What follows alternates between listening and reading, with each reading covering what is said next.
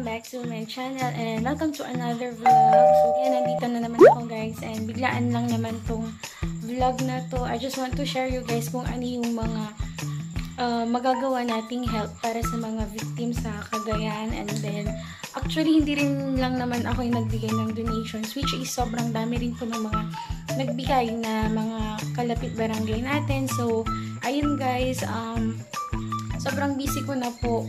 Ang dami ko ng ibang inaasikasong bagay pero hindi ko kayang palagpasin po kasi nakita ko po yung pinsan ko na nangongolekta sila ng mga donations.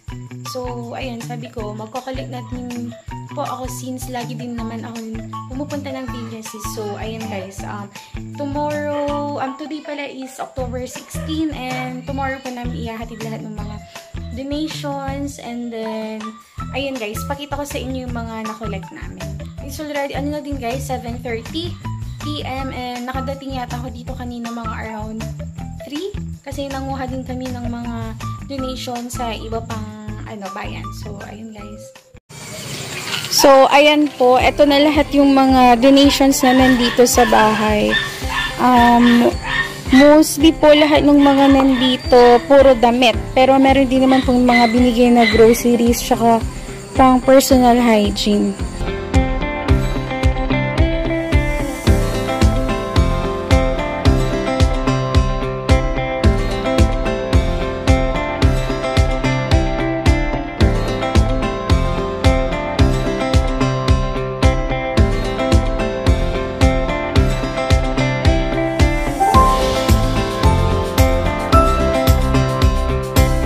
So, ayun guys, eto na po lahat ng mga nakolekta natin na for donation. So, eto, pakita mo sa kanila lahat para makita nila.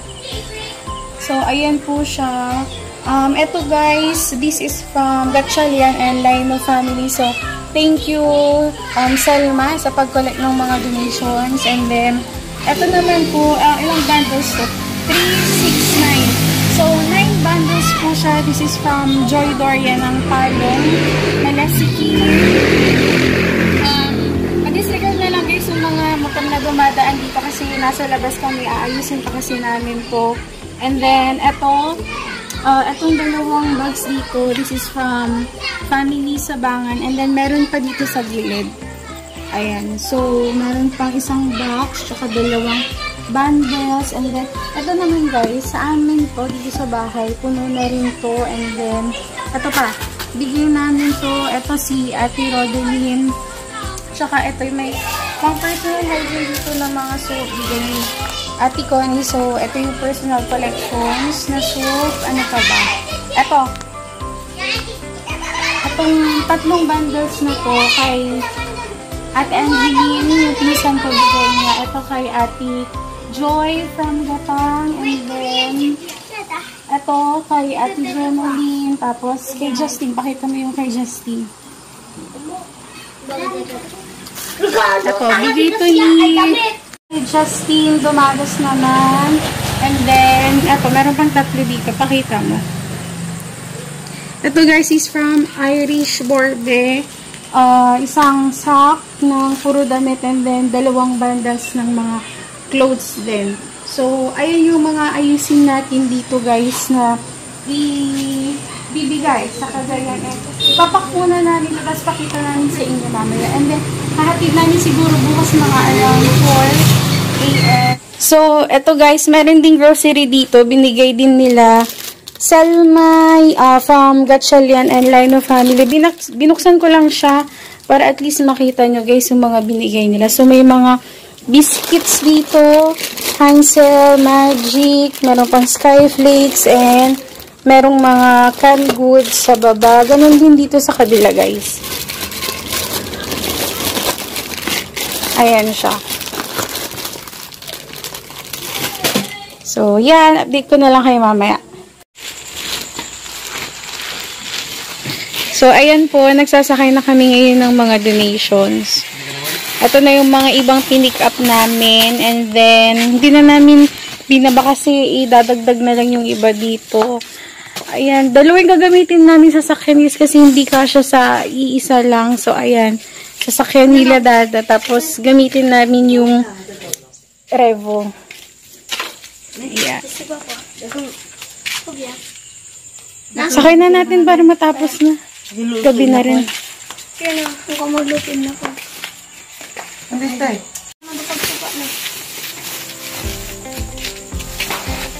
So, ayan, sila Dada, sila Marklito, si Janjan. Si Janjan, sila yung nag-aabot. Tapos si JV naman yung nag-aayos dito sa sasakyan.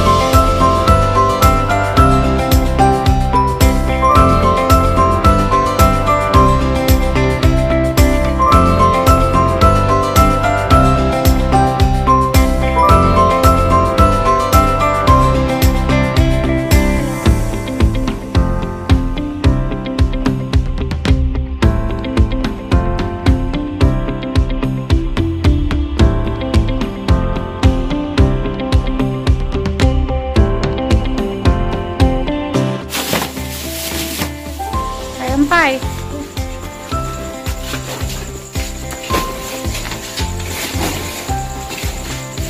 Ay, kawaw, mo.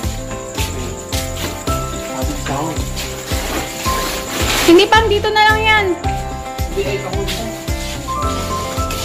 May mga grocery pa dun. Sa gitna na lang ilagay yun.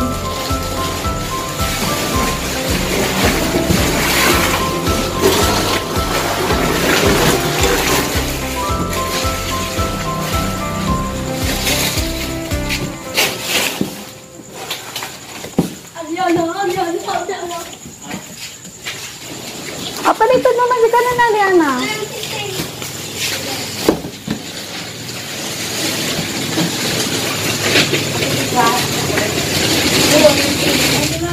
Nagol. Ang galawat ka dito ba yaw? Muna iti ko siya. Puro parto. Nagadumot ti bagahe ni Dagulan.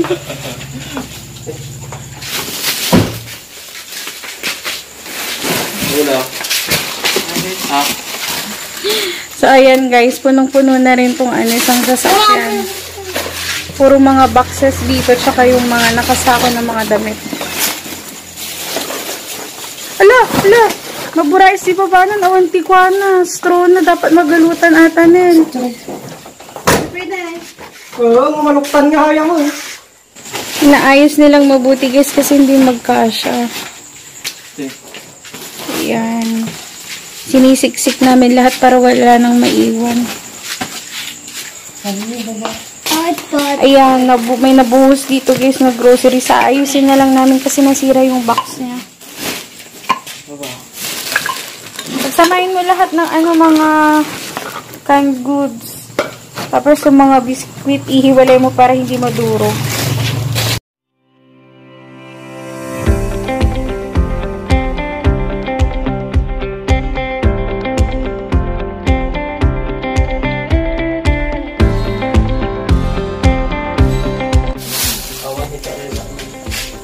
Ngayon, mga laka-plastic ito yung i-plastic na gagitan.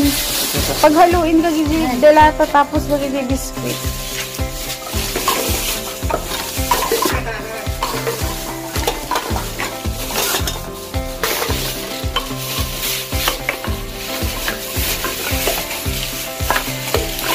Ayan, oo. Wala. Ha? Tagan siya. Ngunit kong babae siya. Ha? Nal, ate pa, damit. Yan. So, okay na siya, guys. Ready na, umalis bukas. Maaga na lang kami siguro mga 6 AM.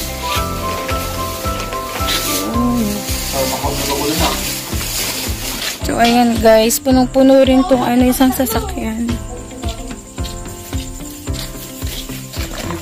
Bukas na madaling araw, meron pang mga hahabol eh. So, antayin natin sila bago tayo umalis bukas. Ayan. So, ayos na lahat. Thank you po sa mga nag-donate. Hindi na ako nahirapan mag-kolekta. Salamat sa inyo. So, ayan guys, umaga na dito guys, 6 AM and nilalabas na namin yung mga sasakyan.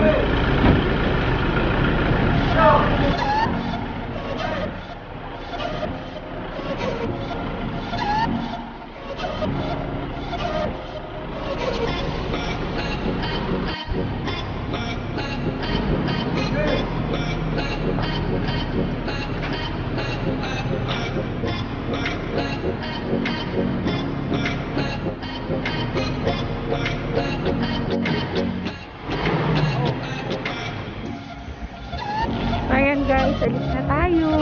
Thank you so much po sa lahat na mag-donate.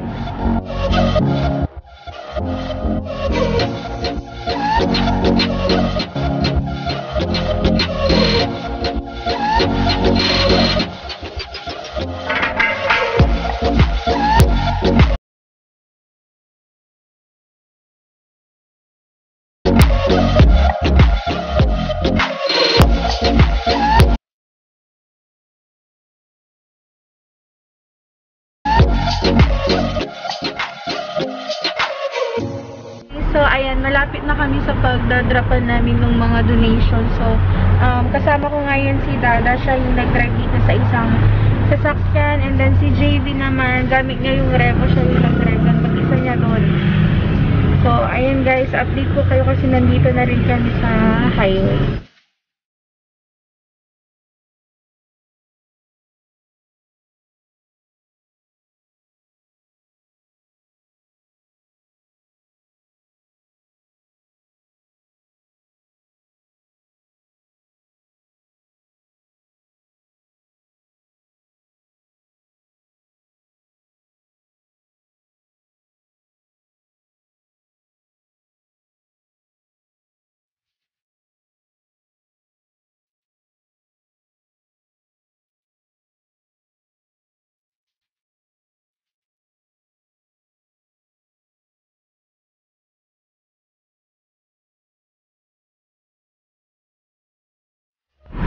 Tama na.